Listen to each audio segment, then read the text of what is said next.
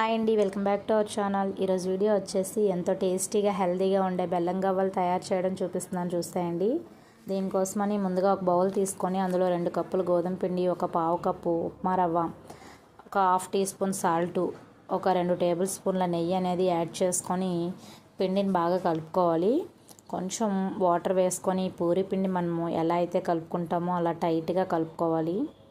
పిండి గట్టిగా కలుపుకోవాలండి.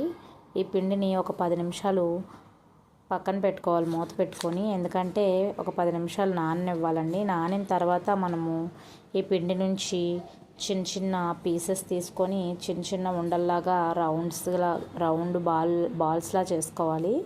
ఇప్పుడు ఈ ఉండల్ని ఒక్కొక్కటిగా గవ్వలపీట కానీ లేదంటే గవ్వలపీట లేదు అనుకుంటే ఇలా మనము డీప్ ఫ్రైలప్పుడు ఆయిల్ దేవుకునే గరిటె ఉంటుంది కదా, ఇలాంటి గరిటె మీద బ్యాక్ సైడ్ ఇలా ప్రెస్ చేసుకొని సైడ్కి ఇలా లాగితే మనకి గవ్వ షేప్ అనేది వస్తుంది.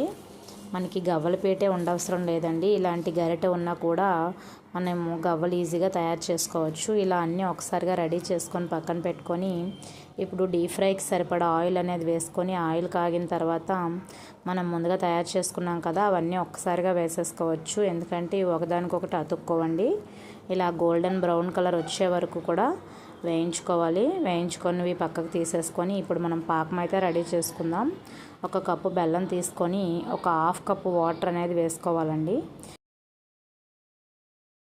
ఇంకా స్టవ్ మీద పెట్టుకొని ఇలా కలుపుతూ ఉండాలి. కలిపిన తర్వాత మనం పాకం వచ్చిందో లేదో కొంచెం వాటర్లో వేసుకొని చేతికి ఇలా తీగలాగా వస్తే తీగ పాకం వచ్చేసినట్టేనండి. ఇంకా స్టవ్ ఆఫ్ చేసేసుకొని మనం వేయించుకున్న గవ్వలు అనేవి వేసుకొని మొత్తం గవ్వలకి పాకం పట్టేలా కలుపుకోవాలి. అంతేనండి, ఎంతో టేస్టీగా హెల్తీగా ఉండే బెల్లం గవ్వలు రెడీ అయిపోయండి. నచ్చితే లైక్ చేయండి, మన ఛానల్ని సబ్స్క్రైబ్ చేసుకోండి.